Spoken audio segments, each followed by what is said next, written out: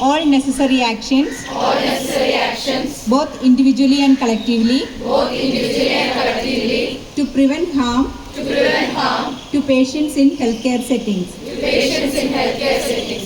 I acknowledge that despite our best intentions, errors can occur during care delivery. I am committed to learning and implementing proactive interventions to prevent harm resulting from such inadvertent errors. I will actively engage in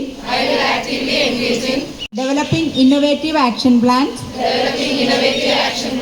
within my practice to contribute to the global effort to reduce harm caused by preventable factors in healthcare.